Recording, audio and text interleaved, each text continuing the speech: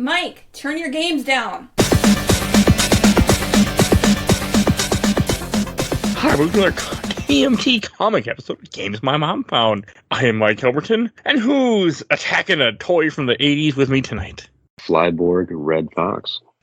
That's all I could think of. So, as we've been bringing to you for a good chunk of this year so far, we are bringing you another TMNT comic arc. This time we're looking at Attack on Technodrome, with his issues 41 through 44.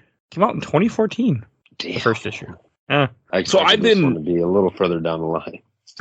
I've been excited for this for a long time, because you sent me the timeline a long time ago, back when we did the first arc, God, like 2 years ago, and before we knew we were getting ourselves into it. And I scrolled through, like, okay, there's some pretty cool stuff in here, and this got my attention because it's called Attack on Technodrome. So of course I was, interested. It sounds cool. I guess as we go through this one, what I wanted to see a little bit more of is maybe more of the interior of the Technodrome, maybe stuff go down a little bit more inside the Technodrome. But it doesn't matter regardless. It still holds up. So we'll see as we go. Yeah, I was expecting there to be more. Like, I was kind of, when I saw it's only 4 issues, I'm like, 4 issues to deal with what they got coming up? Like, that seems a little odd. You would think it'd be like damn near a 7-parter, right? But for this series doesn't seem to do a lot of them. They like their 4-issue arcs. Once in a while you get 5 issues, but like scrolling through, most of them are 4. Yeah, I guess you're not wrong. And they tend to, as you've seen thus far, like 4 is doing them a good favor. Like they're doing everything very well in that amount of space. And they're not following the normal like Marvel DC thing at this time with 6-issue story arcs, because 6 issues was enough to fit a trade and then throw it out and sell it again. Mm-hmm. So Turtles did a little differently, where they did like 4.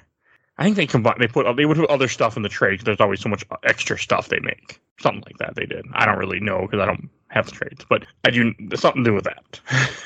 So this is a different style. But no, I've been really excited for the arc. The cover of the first issue got me excited, where you have the Technodrome in the background, you have the 4 turtles on the cover, and I was excited. Yeah, it looks menacing. It's like some Eye of Sauron stuff going on. It looks menacing. It makes a Technodrome for like actually a like real weapon in a way, because I was at a toy swap over the last weekend, and someone had the toy Technodrome there. They were selling it complete. Wow. Yeah, the original. I had the original as a kid, but I can guarantee you it ain't complete. Same. I ended up getting mine from a damn flea market back when I was a kid. That was the closest I ever had to like the real deal Technodrome back in those days. I think it was so cool. But like, I was just looking at them like, this looks stupid, because it's a toy. I mean, and it's from a dumb cartoon.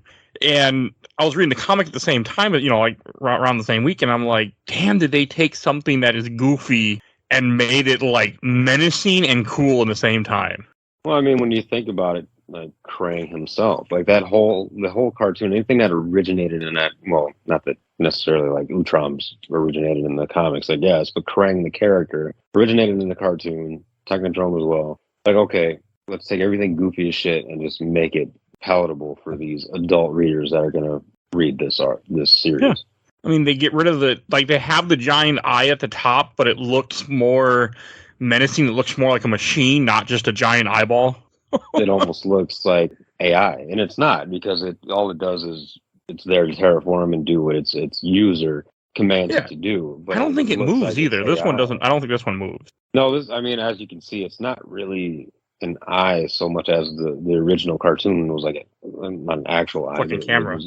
It was meant to resemble an actual eye. This, they tried to be a little more clever with it, more subtle and clever. But it looks so cool. Like, it actually, like, it fit. Like, I was like, okay, you took the thing and you made it work. Because like, you see within the first couple of pages, it's a giant like laser cannon that starts to terraform the planet. Right. I wish they reflected the color scheme, because as you see later on, it's more of the reddish color that they're exhibiting when they're using the machine, but it still looks great. It looks way better than the toy I just posted a picture of in the chat. So, boy. Let me see. I haven't seen a complete like toy Technodrome probably ever, unless it was on a box or something. I didn't either. I was surprised when I walked. I'm like, wow, someone's selling it. Like, damn. I was like, that is cool. And I kept walking. I don't want it, but it was damn cool. How much was it? I didn't even look. Mm-hmm. I was like, I don't care about this. I was also looking for a bathroom, so there was that too. But I did not care. I wasn't buying it, but it was just cool to me, like, okay, like, you know, to see it there. And just everything with is like, you see how it's parked in the city on Burno Island, where people are essentially, you know, are ruled by Krang. And it goes a little bit in this, but I was thinking about it even more, like, this whole island is inhabited by people, and he pretty much is just murdering all of them. All his loyal subjects, everybody. Their lives are being thrown away. They are being used. That just, again, even though that's not something that's at the forefront of this entire arc at all, but if you really think about it, that's how horrible of a being that Krang is. Yeah, he doesn't care. All he cares about is making the Utroms have a planet again. He doesn't care. Yep. Anybody and anything is expendable on the way up. He's willing to step on any life form possible to achieve his ultimate goal. They really do a good job of making him just terrible in this comic. Now, this stuff here, this is the stuff like good movie making. This entire arc, you can have a very interesting movie around. This is the type of stuff they should have been doing. Wasn't Krang in the second Michael Bay movie? And it wasn't anything like this, my friend. I don't remember it. I vaguely remember Bebop and Rocksteady in that movie. Yep, Krang was there, Bebop, Rocksteady, Baxter was there. God, I have no recollection of any of it. Well, one day we will revisit again, and you can hate it all over again. Like, even when I just Googled it, nothing. I can't find anything. The second Turtle movie? Well, I just Googled Krang, Michael Bay. Nothing. I was thinking it would come up, but nothing came up. Oh, wow. It's like Shadows of something is the second one. Yeah, Shadows of... I don't even remember the name. Shadows of garbage. I remember the movie didn't do well. Nah, that's why they didn't continue afterward. Now we're getting a reboot again. Yeah, with someone that probably hopefully understands Turtles unlike this, because this guy did not understand Turtles. I hope so. Yeah, I'm actually kind of... I mean, it's animated, and if we look at the history, like the 2007 was actually pretty amazing for being animated. We got to get into that eventually. But, I mean, Turtles Forever, amazing, whatever.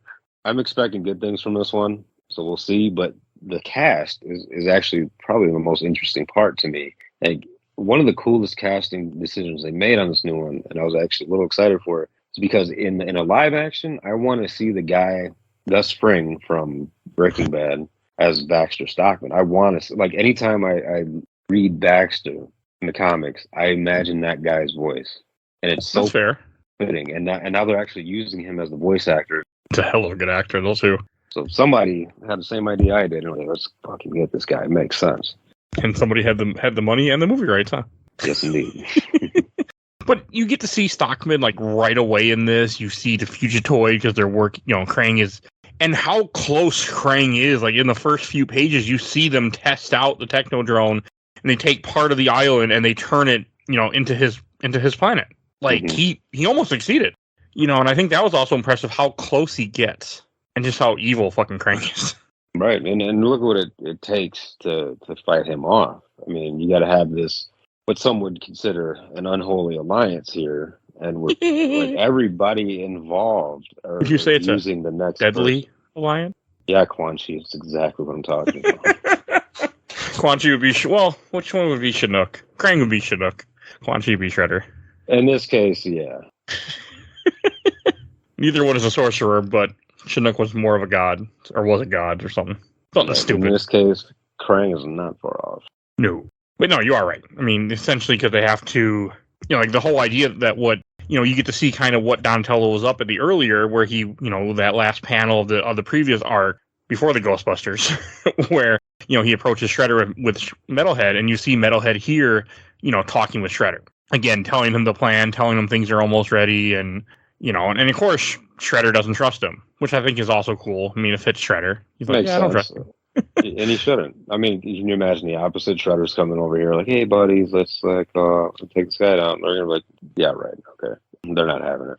No. They do look really cool. I really like the design of his guards with the red mask and everything. I don't know. It's really cool. That's a good look. Very Elden Ring-esque to me. Okay. I really thought for sure he was going to track Metalhead when he left, but I'm assuming Donatello will be safe about it. Like, yeah, you ain't tracking me, because it just seems like a Shredder thing to do. Right. Shredder definitely, given the opportunity, would. Yeah. And I think there's like this is when they go and they test out the they don't test out the transporter, but they're just doing some training together with the mutanimals. And I mean, this is a cool little scene, just seeing them, go through like a danger room course to get ready for what's coming. Right, and they don't warn you ahead of time. Like, they just look like they're going into battle or something like that. Yeah. But yeah, no, it makes sense. Where Hobbs like, let's see how they fare with, not rubber bullets and, not dull down arrows next time when they get to the real thing. Hobb was okay in this. He didn't irritate me as much as he did in the last time we read about Hobb. So he didn't have a very big role in this arc. I mean, other than what he does later on, he doesn't do much. No, I think they were kind of saving him because the mini arc that we'll be reading is all about him and the mutanimals. So I'm assuming that was kind of why they don't do as much with him in this issue, in these 4 issues. Yeah, if they did, it'd be a bit overkill. So they did the right thing. Yeah, because this one is more focused on the turtles and and Krang. Again, I'm still surprised only 4 issues. So did you see the arrows and Slash's back? I did not. Oh, I do now. I don't know how dull those arrows are. If they're apparently not that dull. Yeah, somebody would have got really fucked up. But it's just cool to see them. I mean, this is one of the few times you see them working together because you don't see it the rest of this because of what happens. And Mondo Gecko skateboard apparently is a shotgun attached to the bottom of it or something, as we saw last time too. Yep. That's still cool though. I enjoyed. I wanted more. I wanted to see them work together. Then you have a small little scene with April and Casey together, which was nice. And this is all you get. Yeah. I think that's all you needed, though, because they're kind of, unfortunately, taking a back seat to things. And they should. This isn't about them. And the only thing that is about them in this, realistically, is they need to be saved before this whole this whole world is demolished. Yeah. That's it. And they're not even aware of what's happening from the sound of it, because the turtles did not cue them in what's going on. Obviously, I think they know of the threat that's going on, but as far as like what they're doing about it and how dire it is, how close they were to dying, they might not ever know. They were fucking close. They were close. I mean, this has got to be the first time in the series too we have like a world-ending event happening too. Usually, it's just someone trying to kill you. Yeah, this is the first time that they've had a Armageddon, so to speak, come even that close. Yeah. And there's a couple really good moments with this, like with April. She mentions about the doctor from Secret History of the Foot, how she's gonna go after him to get him to talk, and a little scene, but it's a nice throwback because it's been a while since we've heard about that wonderful, wonderful art. Yeah. And this is the first time in a while you get to see Casey put the mask back on. And you see he's patrolling. I think that's all you. I don't get him again. Yeah, don't know. And when it goes back, what they should have done. I feel like they should have showed people more so living their everyday lives, maybe especially characters that we know, just kind of reminding everybody of what's at stake if that Technodrome does fire off completely. If the little pink blob gets his way, yeah. Yeah, but I think that would have had a lot of weight behind it. I mean, you get to see the soldiers and the foot soldiers and the regular soldiers, the burnout soldiers, and what happens with them. You get to see the consequences of that, but everybody in regards to that isn't really innocent. What we needed to see was the innocent lives that were going to be sacrificed, like the ones on the island. A lot of weight. Yeah, because not the whole island. It's just soldiers. You got to have maids and doctors and other people that are just there that are working there and live there. Yeah, and you never see that. All you see are the soldiers. Yeah, because it isn't. I mean, I feel like Burno Island also is a reference to Cuba in a way. Feels like it. It really does. Talking about what Castro did, and kind of that's how I take it, and how they didn't really care because there's a comment like, "Oh, it happened in the '60s," and nobody cared because they didn't have anything important. I'm like, well, that sounds kind of like Cuba in a way too. So that's how I took it. But no, it's just and then when you have Donnie testing out the teleporters, a small comment about what happened with don't forget what happened last time with those ghost guys. Mm-hmm. I like that there's a little, at least, reference to that arc, because it still upset me when the Turtles in Time arc, there's no reference to that. Nothing. Yeah. And that's all I need. Anytime they have a side arc, I want to say they always mention it. For some weird reason, they didn't mention the time one. I don't understand. I mean, just have something, just so we know, okay, that happened, that, something. It just bothered me. I mean, Annual, I understand, and Annual doesn't have to have a reference, because Annuals are a different creature, usually, when they have them for books. So, but these miniseries are so integral. I mean, Turtles Time maybe wasn't as much, but in general, these miniseries are so integral to this storyline. Like, I'm assuming Ghostbusters, all the stuff with Chi-Yu is going to play a big-ass part eventually throughout the series. What the subject matter as far as, like, what role that Chi-Yu's family plays is very big. So, I mean, and again, later on in the series, I want to say they mentioned Chi-Yu. So it's like, yeah, they could have, it would have been bad if they left that out, I guess. It deserves a read. It was good. You know, so it's kind of just weird to me how they do that. So it just made me happy that was referenced, because, I mean, for some people, like for me, if I didn't know about this timeline, I was just reading the books. I would just be reading the main books in order, and it's something like this that would get my attention to go, okay, maybe I should look up and see what this is. Right. And without that, I never would have read your miniseries. I mean, yes, the person in the comic book store, a lot of times the way it works is, okay, they're subscribed to pick up all the Turtles books, so a miniseries comes out, you're going to throw that in their box too. So they're going to get that too in their pull box. But I don't go to a comic book store to read my books. I go elsewhere. So I don't read them. I wouldn't be reading them otherwise. So it's just cool to have that. But I do like that there's a reference to it. I like that the fact that the teleporter works, and then he's kind of, well, you know, Harold's aware of what he's up to. You know, he makes comments, I gotta let the other guys know, you know, all systems are going. And I do like the small scene with Shredder in his hideout with his lieutenants, essentially. Koya, Bludgeon, fucking Hun, Bebop, Rocksteady. It's a cool little scene. And then Karai right next to his side. It's the first time you see them all together in quite some time. I know you'd never seen them all together, because Bludgeon you just get for that one random issue. Yeah, and then we haven't had Bludgeon back. We haven't done a lot with Shredder and them as much, I don't feel like, in the last couple arcs. You really don't see Hun with them, the rest of them, at all. Hun's usually on his own thing with the Purple Dragons. Yeah, I think it's also trying to show that the Purple Dragons are more entwined at this point, too. That's how I took it. Is that they were kind of their own. I mean, they worked on the Shredder, but now I feel like Hun's just part of the Foot completely. Yeah. At this point. That's how I kind of take it, too. But I do like. I mean, I guess, yes. I mean, Hun is part of the Foot at this point, but he still runs his own crew. The Purple Dragons are separate. Like, it's not like Shredder's telling the Purple Dragons, all right, this is what you guys are going to do. They are solely run by Hun. And if Shredder has any plans for them to get the job done, it just goes through him, goes through Hun. Yeah, but they still work completely for Shredder. But yeah, they're like subcontractors. Yeah. Okay, that's fair. It's just cool little scenes, and like him talking to Karai, and you know, I think he makes comment like who is truly manipulating who. I mean, He technically, like, because you hear he has a backup plan. He's like, yeah, I got a special mission for Bebop and Rocksteady. That's the type of mind Shredder has. That's why he is who he is, and why he does what he does. He also didn't trust them. I still think he should have brought them with him, because they would have been a very good force against Krang, but he is kind of expecting that Krang will be caught off guard. I don't think he expected what the Turtles were up to. Because Donatello was going to fuck him over had it not been for Stockman. So no, and this whole thing where Fugitoy and Stockman are trying to partner up to save the human race, and Stockman is just always a shithead. So he's such an asshole in this. And it's like, I had forgotten we haven't had a Stockman arc in a while. It's been a little bit since we read about Stockman. I don't think it hasn't been since the Utron Empire stuff. He hasn't really been that active. I mean, you just kind of see him fumbling around the Technodrome for a while, but he hasn't really been doing much.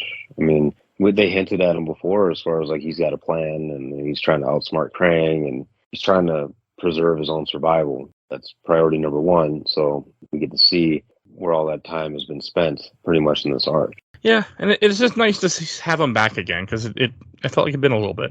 God, is he a seedy asshole in this?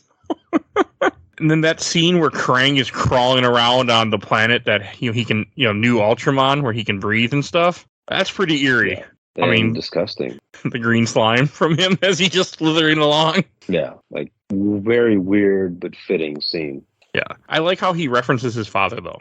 Where he's like, "Father, if only you were alive to see this. What your son has accomplished, where you sought to destroy, I have created. What you recklessly tore down, I have lifted up." I mean, you technically are destroying something too, sir. But So who's remotely controlling his goddamn bodysuit? Yep, but it's picking him up. How? Telepathic. We're not supposed to question that. Yeah, I guess. But God, that last page where the Technodrome in the background shooting the laser up in the air and him just all excited saying, "We go live tomorrow." Like, it's fucked up. It is. One day away. It's a frightening scene. Yeah. I was impressed because I wasn't expecting this to hit like that. I'm like, all right, that's impressive, guys. Like, you did something impressive here. And I read all these issues like really fast. After the night that I read the first issue, I had to read the next issue. I was like, I gotta keep reading. I couldn't help it. There was just, I mean, this got me. I also want to talk about this. I kind of knew, like, once, especially after I read the first one, I was like, all right, yeah, I remember now where this is going. And it's that one arc that I've been telling you about for a while. It's the start of it. And we'll get into it when it happens. Okay.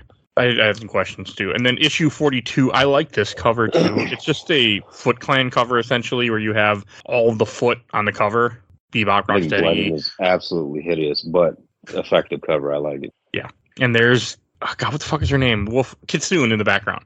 She's not really even in this, I don't think, but it's still a cool cover. Yeah, I don't think they show her much in there. Because this issue opens up with them getting ready with Hob and the Mutanimals, and this is where they kind of betray them, because everybody's loading up the truck. You even have Pete the Pigeon just on the truck, helping them load up.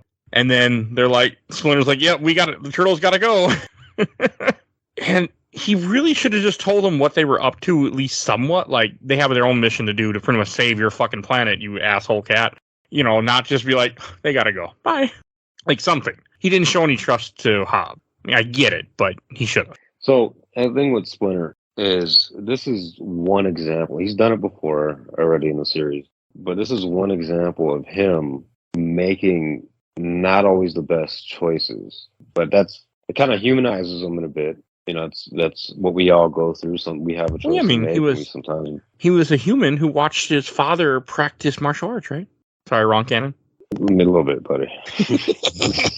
But yeah, I mean, it humanizes him a bit to where he doesn't know, even though he's wise and technically an older guy, he sometimes makes the wrong goddamn choices. And you see it here, and you'll see it a lot more down the line, to where you start to question some things. Well, he's a flawed character in this.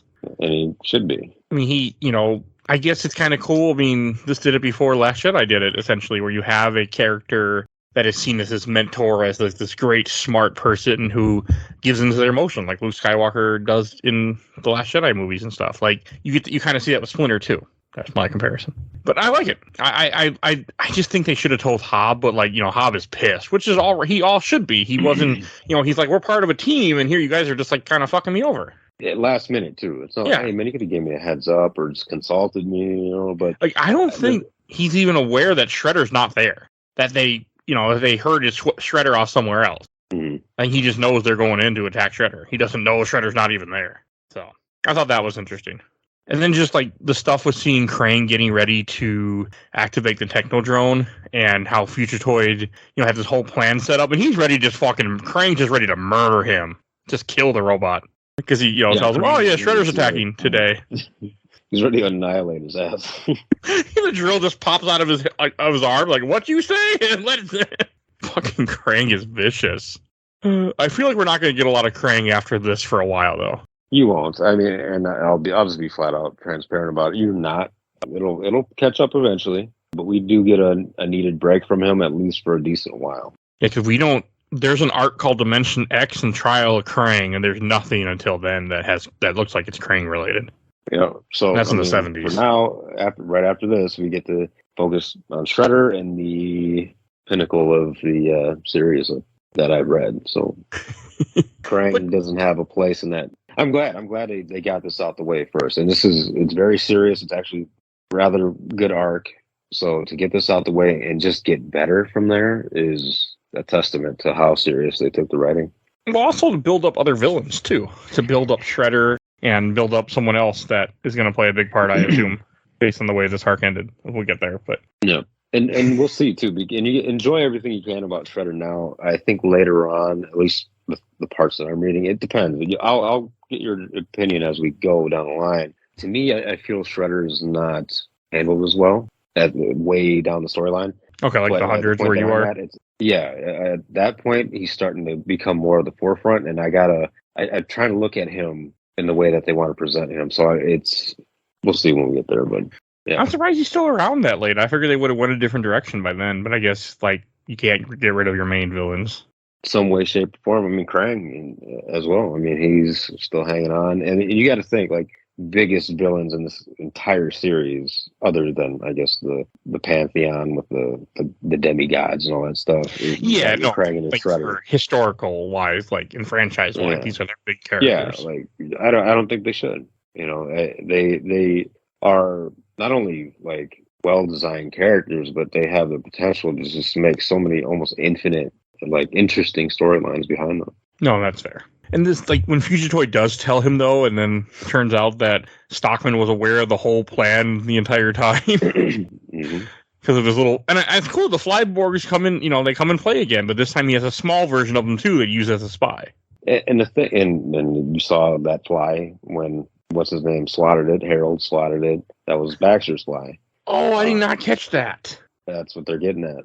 Okay, that's cool. I did not catch that at all. When he says a fly on the wall, of course, he's referring to that. Okay, that is cool. Okay, that's a cool. And there's no reference to it. Like, there's no little things that see previous book. Like, nothing. That's cool. Okay. Nothing, yeah. I like that.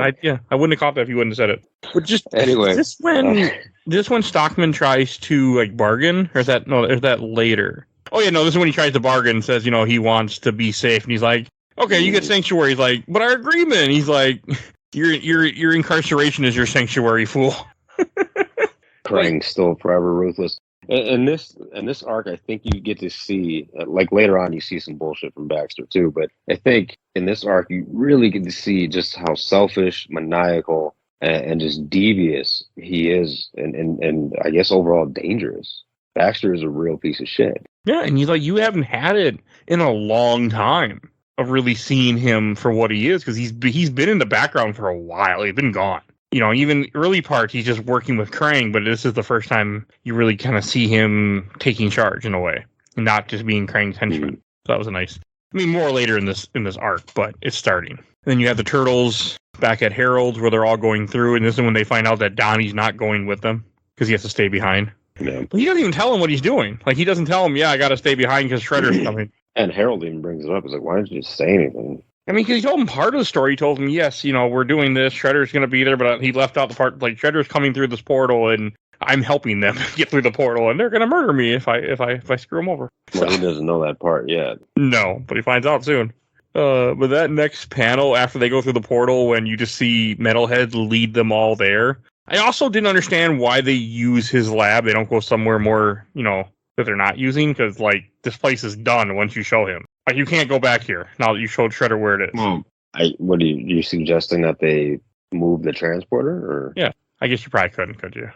I would guess not. Yeah, plus they probably thought Shredder was going to be killed in this fighting Krang, so they weren't worried about repercussions. I'm thinking differently. But yeah, they were.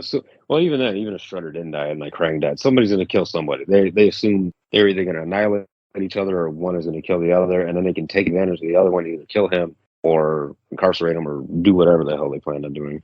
Yeah, that's fair. I think they planned on killing them. I don't think they planned on having Krang go to trial. No, definitely not. Because Turtles don't exactly, they're not. I mean, yeah, you kind of seen where Raphael was going with those Psy later on. Oh yeah, he was trying to murder him. Yeah, he was going to town. And that was. I did find it interesting that Shredder does leave Bebop and Rocksteady behind. Like, hey, if things don't work out, kill him, because it fits Shredder that Shredder would have a plan in place for Collateral. He's the most. I mean, really, when you get down to it, like Krang is a very big threat in this comic. Up until this point, the worst threat. But Shredder, on the other hand, even more than that, he's top tier. Like, Krang is top tier. This guy's like just slightly above that. So it makes all the sense in the world. And not to mention, he's already killed these guys before. Yeah. He tried to do it again. Not like he was reincarnated. He's the same fucker. He just went to sleep for 300 years. Same asshole that too lazy to get up for a few hundred years. And you get a little bit of more April, where she broke into the office of the doctor and just waiting for him. I did like this, because you haven't had him get to see how much a while. Yeah, and you get to see how much balls she has. Uh-huh. I really like her in this book. Like, April's really grown on me in this. She's a really good yeah, it's not a bad portrayal of her. Decent writing all around for her. And I do like how the guy's like, yeah, I'll work with you, because get me out of this, though they're crazy. Well, I mean, stupid. He thought Shredder was going to help him out, and Shredder's like, no, either you work for me or I murder you. Your choice. And if you don't, I don't like what you say, I murder you anyway. You would think this guy would be shitting his khakis dealing with this shit. I would be. man, fuck this, like secret movies and shit. Like, I don't want here, take the book and do it. I don't want anything to do with it. I don't know why he was stupid to get himself into it. He's like, I want to preserve history. I was waiting for. I don't think he says this belongs in a museum, but you know. But no, it was cool that they find a way to sprinkle in stuff with April. Not too much, and this is not an April central story, or Casey, I'm assuming that's coming up next arc. But, like, they kept it there, but off to the side enough. Well, it's great that they didn't forget about it. I mean, they shouldn't. Because can you imagine if we went through these 4 issues and we didn't see them once, or we only saw them once? Like, I'd be a little bummed, because I do like them a lot. Yeah, you could give us a little something, you know. And then you get the Splinter with the Mutanimals, where he tells them, the Turtles got to do their own thing, and the plan just changed, and it kind of shows when Leo and them confronted Splinter and said, hey, Donnie's working on this. I think he tells me that they're working with, they're leading Shredder to a trap, essentially, or trying to. I think they tell him. But they also say, Splinter, you're so focused on Shredder. So we didn't want to get you involved. It really reflected Leo's leadership skills in this instance. I mean, for him to express what the other Turtles are feeling to their father, to where they can all come together on a common goal and make something work. And Leo had to take the initiative behind Shredder's back, or not Shredder, but Splinter's back, and make all this happen. That shows just how much he deserves that leader spot, and I'm glad they spotlighted that in this. That's a big deal. He goes behind his father, and who has more respect for their dad than him? Yeah, nobody. He had to make a tough call. That's what leaders have to do sometimes. Yeah, it was really cool to see. I like all this stuff with that, and I like how they have little throwback of what's going, the different panels where they're kind of showing stuff that happened and stuff that's currently happening, where it shows the reference to that issue 36 where when they meet the Rat King, and he's like, oh, I had that idea back when, and they have the Rat King there. They can't see him obviously, but he's there. I like all that. I think it's amazing. I think this is actually one of the better issues in the arc too, just because they do a lot of this tying together odds and ends, and even Fugitoid when it comes to their communication on the Technodrome. Yeah, and then showing the foot, landing and everybody getting out, out of the teleporter and arriving there. And I do like how Shredder's like, on my command, we will, and then someone just gets murdered. One of his foot. Yep. Oh, right in the face too. Oh yeah, it is right in the face. He's dead. Oh, that guy's gone. And then the Krang's like, welcome to Burnell Island. Yeah. It's really cool just to see them, both the armies fighting each other. And one thing that really kind of hit me is that Krang's army is more technology and they all have guns, where the foot is all, knives, swords, spears, different hand-to-hand weapons. But also, how good is a machine blaster weapon going to be when you're that close? Yeah. Your cannons, your guns are only going to be so good when the enemy is right in your fucking face. Especially as skilled as the foot are going to be. Yeah. But you do get to see a couple cool panels of everyone who's getting fucking murdered. They are just killing them. Yeah, you get to see a little blood in here too. I mean, they're going at it. And there's not a lot of stone soldiers either. You see a few, and then you see Granitor and Treg, which were in earlier arcs. There's not a lot of them. He has some, but he doesn't have a huge army of them. Right. Because he probably would have won if he did. So probably, because I don't think those axes are going to do much. No, I think you probably need something more explosive to shove in their mouth or something. They ain't going to go down that easy. Or just throw them in the water. If you can get them in the water, you probably beat them. But, other than that, I don't think they're going to go down easy. And then you do have a cool drawing here in the last page where Krang and Shredder face off each other with Shredder having Bludgeon and Koya next to him. It feels epic. Again, if this was in a movie, I'd be all for it. I'm telling you, this arc, we're missing out on some money with this one. Yeah, it would have been cool. A whole movie. This would have worked 100%. You don't even need a whole bunch of. You could do an origin, then do this, and it all would work. So you wouldn't need a whole lot of lead up. And that brings us to issue 43. This is a cool cover with the Turtles fighting a bunch of fly enemies, fly bots all over them. Whatever they're called. Yeah, I liked it. It made me happy that they went back to those roots of the '87 cartoon with that. It's cool. Right, and you get to see Mousers in this one too. That was cool. I did not expect that to happen. So just this, and the way this issue starts off too, where you have them, it shows the Turtles are watching the fight happening between Krang and Shredder, and they're off. They're off waiting for the Fugitoid that doesn't show up for some reason. But watching Shredder fight Krang is really cool in this because he's not doing that good. He can't. He tries to hit him with a sword, and Krang just cuts his sword in half. And he looks like, what the hell? Yeah, you got to think this is Ninja Gaiden versus a Xenogear. It's going to be hard as hell to get through that. But you think Shredder, who's fought Krang before, would have more of a plan on how to take him down? So what did he do? Yeah, you're right, I guess. But Shredder actually showed up here thinking he had the ambush advantage. Yeah. That's out the window. So now that's out the window, all right. On even terms, where Shredder thought he had the advantage. He had the advantage the first time back in feudal Japan because he knew he was coming out to ambush him. He planned to do the same goddamn thing. This time, Krang knew. Yeah, I like that one in Turtles time. You do have a habit of stabbing people in the back, don't you? Just a shitty person. And he tried again. I think he also counted on bludgeoning Koya a lot, is what he was also doing. And they're busy fighting everyone. They're busy fighting for him. Our resident street shark. Oh man, he is a fucking beast in this. Like, there's one panel you see him. He's got one guy's head in each arm, which they're dead. And he got another guy wrapped up with his tail. Like, they're all fucking dead. Just fucking murdering people. He's just wrecking shop. Yeah, he's a vicious character. He like spears one of those rock soldiers. If you see it in that panel, he's fucking everybody up. He's just that powerful. Yeah. And you see like where Shredder grabs an axe off some dead guy's body, and like he almost kills Krang. He hits right with the glass where Krang is. Like he's going for him. His aim was spot on. And look at Krang's face, like, oh shit. And you got to think that probably weakens that very strong glass for later on when Raphael has a go at it. And this is how he finds out that he was betrayed too, because Krang's like, "You were betrayed." When Krang's ready to kill him because he knocks him on the ground. Yep. Which is what causes more problems later because of what he said. Then you have Stockman and Future Toy, which are in a prison cell, waiting for the Technodrome to work, and then they'll probably be murdered. I like how Stockman starts kind of talking about his plan, what he's been up to, how he's trying to use malware to take control and stuff like that. I did like how Future Toy turns into Chet Allen. He's like, oh, that makes sense.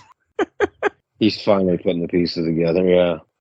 What's sucks is that Baxter, he's revealing his grand scheme here, and it makes sense how many people, like humans or his own race, his own species, he's willing to just give up just for power, again with that selfishness, and that never ceases with this character. I think probably him and Shredder are the most not even Krang. Krang actually cares about his people at least, but Baxter, he's just a racist alien. Definitely the most, definitely the most selfish characters in the entire series. Yeah, because Stockman's like, they talk about he's like thousands of people will die. He's like, that's fine.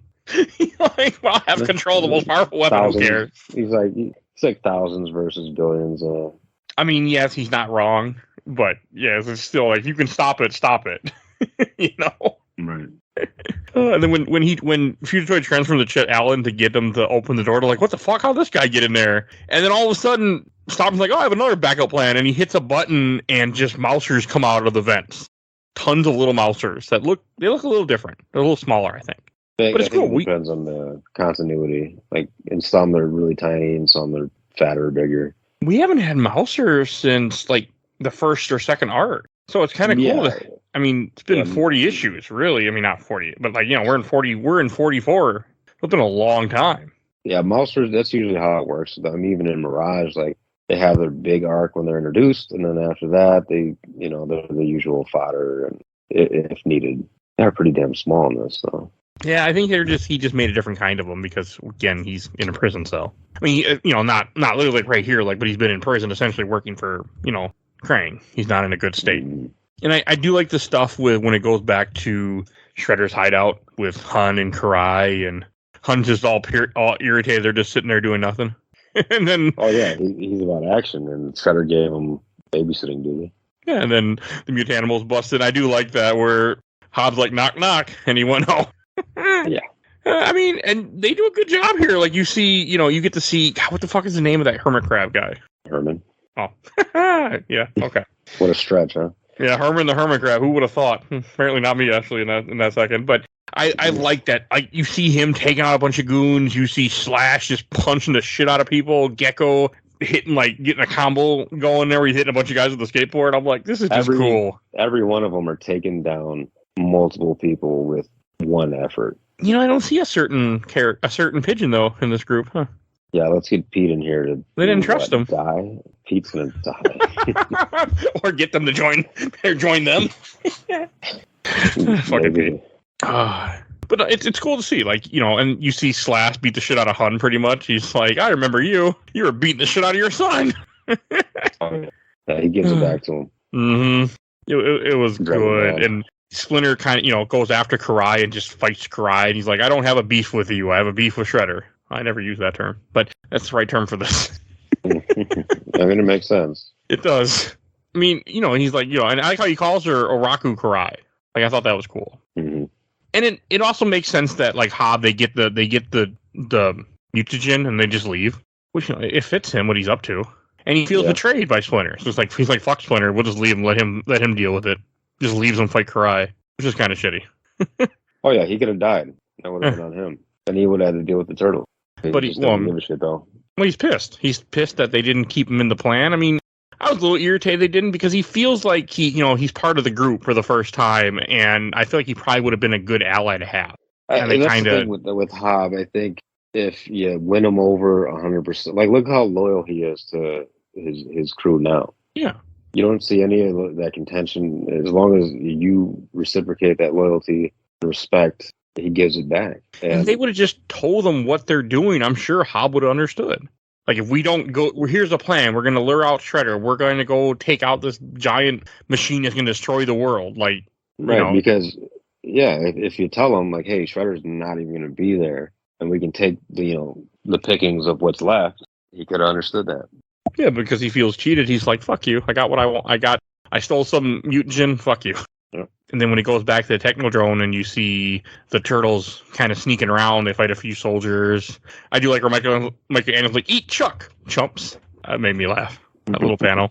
Cool little thing. This is also when you see Stockman. They finally run into Stockman again they haven't seen him in, years, or it feels like at this point. Not been years, but been a long time. It's cool. And you see the Flyborg, and they got to fight all the frickin' Flyborgs. Those things are cool. They really are cool. And just the stuff with Krang and Shredder, where Krang is just beating the shit out of Shredder. Like, you see the panel of his face and blood all over. His eyes are all bruised. He's just beating him down.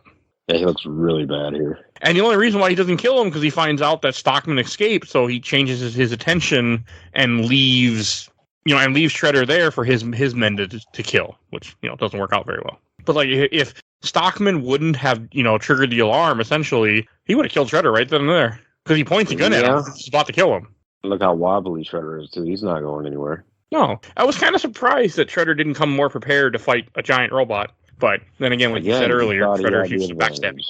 Yep. So I guess for a guy that has so many backup plans, he failed at having a backup plan in case Krang found out. He didn't think of everything. He was too busy trying to kill Donnie. Because he could have really used Bebop and Rocksteady right now. Actually, yeah, they could have gave Krang a run for his money. They would have fucking killed Krang. Those fuckers had a building fall on them and were fine. Like, they would have killed Krang. I mean, you got to think, like, you got Bludgeon over here just wrecking shop. You can imagine 2 more Bludgeons just wrecking shop here? Like, come on. Nope. He didn't think very well because all he thought about was revenge. He didn't plan on having issues. Which is one of his biggest weaknesses. Yeah. And when Stockman is trying to take over the machine and then Krang's like, yeah, you're malware, fuck you. He's like, I got a backup plan, just, reroute. Fuck you, Stockman, essentially. Mm-hmm. And how close they get, because he starts the machine. He starts the Technodrome, and then you see, okay, not till next issue, but you start seeing the effect of it while the turtles are fighting Flyborgs trying to stop Krang. I'm surprised that Baxter doesn't get permanent brain damage after that smack. Yeah. And this is also when Shredder calls back to Bebop Rocksteady and says, kill the turtle, because he realized he's been betrayed. Mm-hmm. Well, I mean, come on now. You're manipulating him, he's manipulating you. Like, what do you think? You idiot. And the last cover for this arc, issue 44, that's another damn good cover. With Shredder ready to pounce on Krang, essentially. Yeah, that's great. It's a really good cover. I really wish I was buying these back then. Every so often, I was on a Facebook group and somebody was selling a few issues of this, and they had a bunch of variants and stuff. I'm like, oh, that is cool, but I can't go down that rabbit hole. Don't do it. No, I'm not going to. I'm not buying these single issues. I'm not buying the trades. I'm sticking the way I read them. Like I can't. The only stories I'm buying are Sandman. I'm trying to buy the whole series of Sandman. And I did buy a few trades that are at the toy swap I went to where they had Technodrome. They had a couple $2 trades, so I bought a couple trades for $2. But that's all. They were $2. I'm like, all right, here you go. I'll buy some trades. They did not have any turtle shirts, or I would have probably bought them. So, but just like, and this is where in this issue you start seeing what's really happening with the Technodrome. Like, you see that it goes off. You see them trying to fight Krang, and Fugitoid, or no, not Fugitoid. Stockman, of course, has another backup plan. He's like, "Fuck this," and he just has the Flyborgs break open the window and take them out, and he just runs away. And you get to see Krang kind of losing it a little bit at his own triumph. Yeah. I like how Stockman calls Krang by some trans-dimensional, genocidal, jackbooted imbecile. Yeah, that was great. And then, like, they have to fight Krang, essentially, to distract him and get him away from the computer so Fugitoid can shut it down, or overload it, or whatever the hell he does. But, like, them fighting Krang is impressive, too, because Krang's still got it going. Mm-hmm. And this is also when it cuts back and forth to with Donnie fighting Bebop and Rocksteady, and fucking this. Like, you see Shellhead comes out, and Shellhead Metalhead tries to stop them, and, like, they just fuck up Metalhead. And then Donnie's making a run for it, and they throw a TV at him. I think it's what it's supposed to be, a monitor. Yeah, I think that's it looks like a TV, a monitor, same thing. And then Bebop hits him in the face with a keyboard. A fucking keyboard. Yep. It's also a movie. There's a comic movie that does the same thing, where the guy gets hit across the face with a keyboard. Wanted. Yeah, I saw that. He hits Chris Pratt, is who it is at the time. Was that Chris Pratt in there? Yep, it's Chris Pratt. Before he gets famous. Wow. And it says "fuck you" in the keys that fly off. Yeah, that movie is stupid. Angelina Jolie, and I forget who plays. Morgan Freeman's in there. Yeah, it's based on a comic. There's also a video game for it. I have the video game for 360, PS3. It's a decent game. Waste. It's not a bad game, man. It wasn't. It wasn't a bad game. I'm more surprised they actually played it. I beat it. And never play it. Yeah, I beat it and got a bunch of games on it too. I've actually been meaning to replay it again because it's actually not a bad game. Because you can curve bullets in it and stuff. So it was decent. It was a decent third person, especially when you buy it for like $5 at GameStop. It was a good price for $5. Good game for that. But yes, I just that's what it reminded me of. Whenever I see when hit in the face of the keyboard, immediately that movie comes to mind. Movie never comes to mind otherwise, but it came to mind for that. It's also on YouTube, by the way, in case you cared. For anybody listening to care. You search wanted freak out scene, you'll find the keyboard scene. Where he smacks him in the face of the keyboard. And because he's fucking his girlfriend, if I remember correctly. So, yep, and you're right. It does a fuck you comes out in blood. No, fuck, and then Y-O-U is his tooth. Yeah. All right, enough of that. I mean, you see Rocksteady just ripping apart Metalhead, and they just, like, they tackle Donnie. I didn't. So, have you ever read, oh, God, what the hell is that? Death in the Family? Oh, Batman? Yeah. Or you know the story? I know this. I haven't read it all, no. Okay, you don't need to. But the story is that, you know, Joker beat the shit out of Robin with a crowbar. And that's kind of what I got in this. Because there's one page here, or one panel, I shouldn't say page, panel, where you see the hammer coming down, and it really looks like a crowbar. Yeah, I could see them kind of referencing that. And because that's a legendary moment in comics. When they fucking kill Jason Todd because they voted for it. Everybody, I feel, if you're a fan deep enough, you should know that. Yeah, like, and this felt like this is a reference to that. Because, like, right after this, you see people going, oh no! And then you see the bloody sledgehammer, and they just leave, and you see Donnie's arm just laying there, and that's it. And blood on it, like... And here they are talking about him, because he's getting literally killed. Like, I wish Donnie was here. Yeah, I bet he does, too. Oh, and then you go back to more fight with Krang, and Leo is able to block Krang's sword with his two swords and not get him broken like fucking Shredder did. And you are right, Raphael is ready to kill him because Raphael shoves the size in his cyborg face, then later on he shoves the size into the panel where Krang is. Yep. And then it cuts back to some of the stuff with Splinter, where Splinter's still fighting Karai, and this is, I think, when he says, you know, the thing I was talking about earlier, where it's like, I don't want to kill you, I just get rid of your grandfather, and a Nobody and Alopec show up and pretty much rescue him, and then Karai just smoke bombs out. But she took into consideration what he had to say. Oh, I did not catch that or think about that. You see how she's stuttering instead of her actually giving him some type of response or rebuttal or answer. Oh, I see. She goes, I. And then she gets the fuck out of there. It's a lot easier to deal with in the moment. Okay, that's cool. And then when it goes back to the battlefield and you see what the Technodrome is doing to everyone that's fighting where they can't breathe.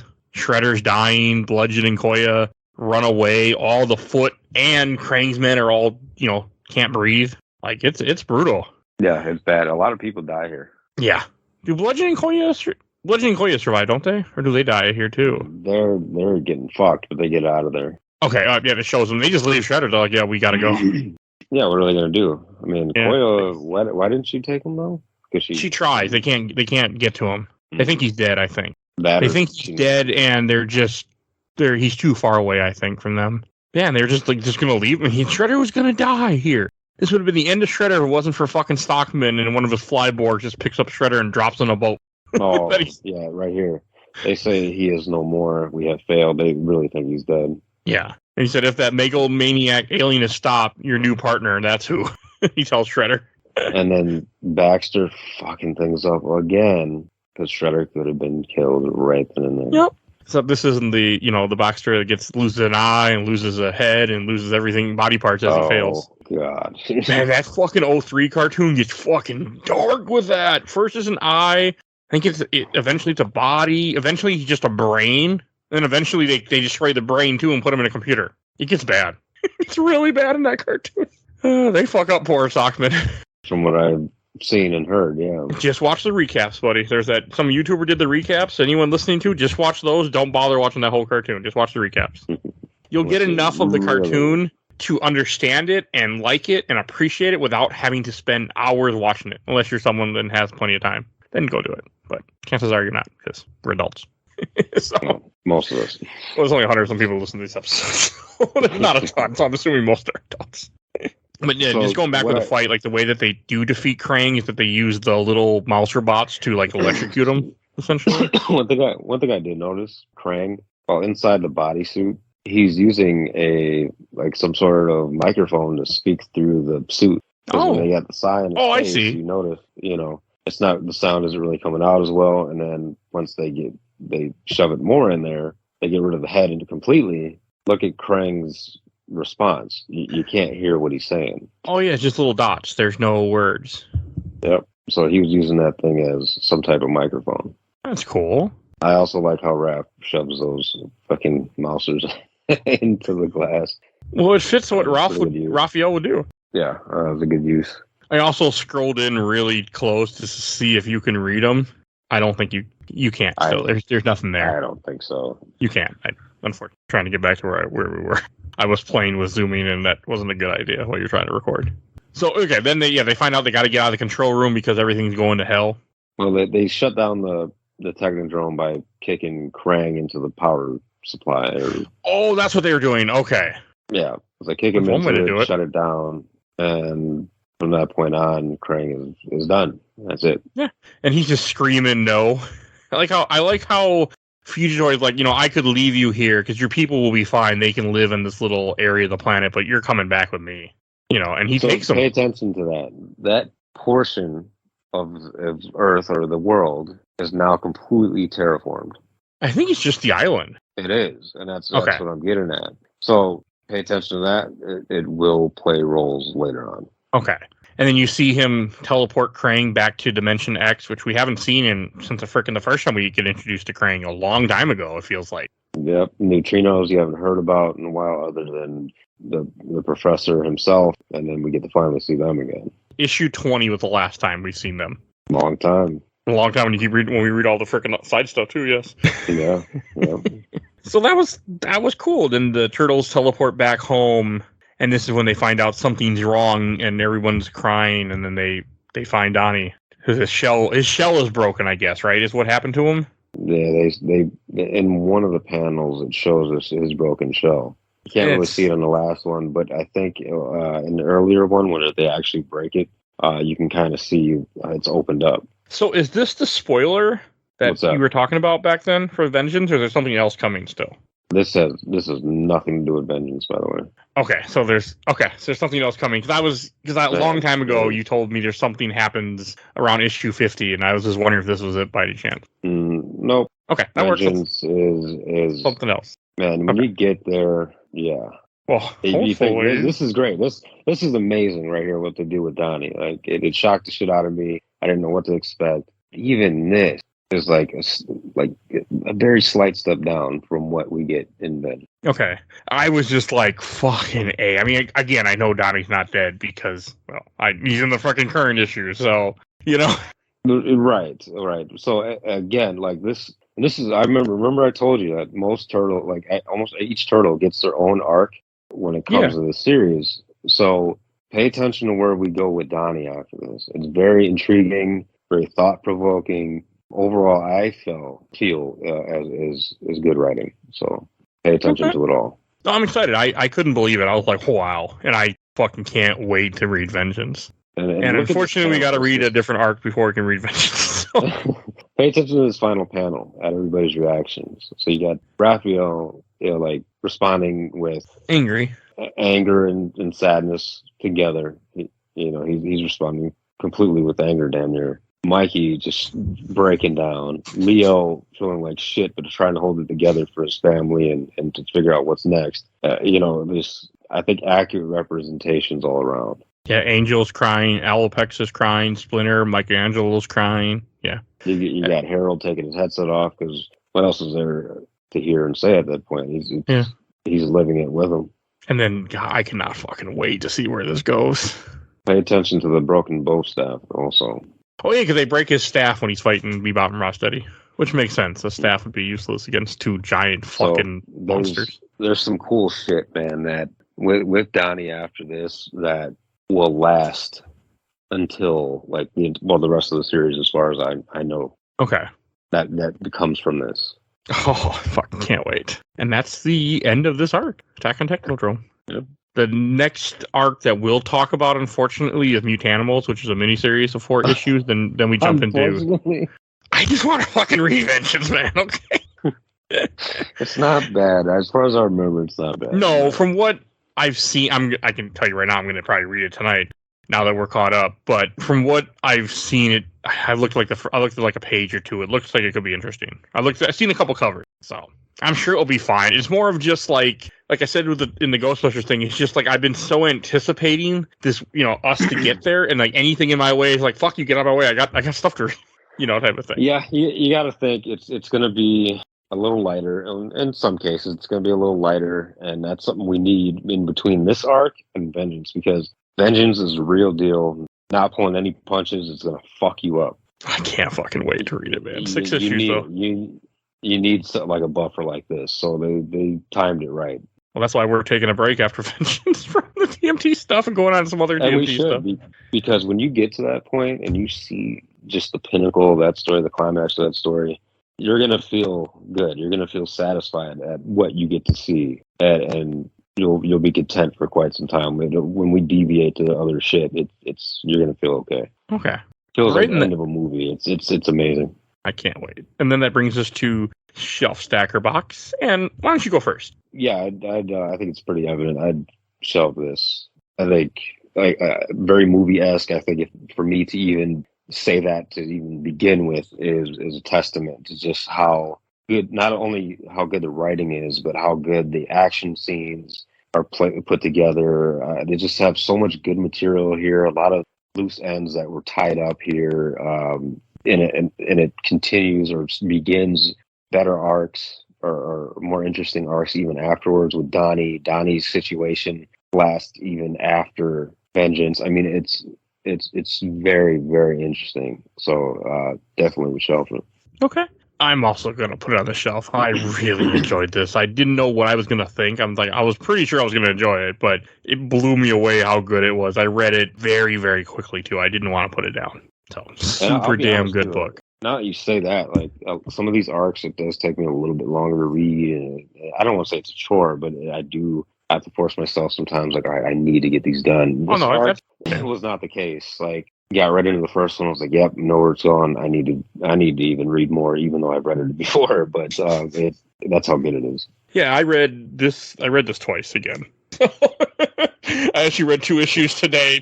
When you texted me, like, "Oh, hey, we're gonna record tonight," I'm like, "All right, I'm gonna read more. I'm gonna finish my rereads." I've purposely been being slow at it. But yeah, no, as a guy who records way too many podcasts, I completely understand that sometimes certain things can feel like a chore to get through, and this was not one of them. So not at all. No worries replaying Final Fantasy Mystic Quest, even though I will die on that hill. That's a good game. Oh my, yeah. I guess if you're gonna choose your battles, at least find which hill you want to die on. No, I love that game, even though I know it's shit, but I love that game. So for nostalgic reasons, go listen to an episode. That should be out by the time you hear this, hopefully. All right, and I think that's, so you'll see us next time. We're talking about Mutanimals, so stay tuned for that. If you want to see all our other TMT stuff that we've been doing, just go on Podbean and search TMNT. We've done all the comic arcs up to this point. We've done a few movies, a few games, so go dive through all that stuff. Plus, depending on when you hear this has been out already, we might have other stuff out too for you, because we're not going to stop. We're going to do other TMT stuff, so you can check out all our content there. You can find everything on Podbean. If you want to support the show, there's a Patreon, little dollar. You see a poll you'll see a link for the Patreon poll. We have one every month to vote on some episodes that come out in the future. I also want to give a shout out to my awesome intro and outro courtesy of Helena at Hell Hasphere. You can follow her on TikTok. And give a shout out to my buddy Bill Tucker, who started his own podcast, A Gamer Looks at 40, where kind of interviews people about how video games affect their lives. Very good show. Definitely check him out. And please, we have Discord. If you want to talk with us, you see a link for the Discord in the show notes. And please follow us on Facebook, Instagram, Twitter, and on YouTube. I think that's everything I need to say. So we will see you guys all next time. Bye, everybody. Bye.